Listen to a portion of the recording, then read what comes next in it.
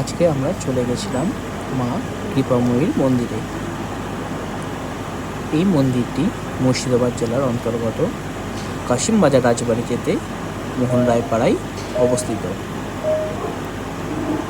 তথাকথিত শোনা যায় এখানে নেতাজি সুভাষচন্দ্র বসু এসে পুজো দিয়ে গেছেন এবং তিনি থেকেও গেছেন।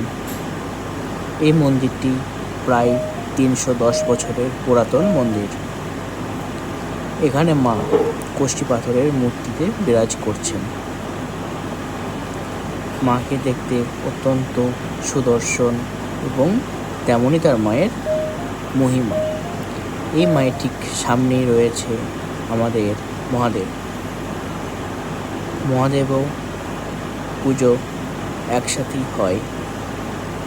যখন মায়ের পুজো হয় তার ঠিক আগেই এই মহাদেবের পুজো হয়।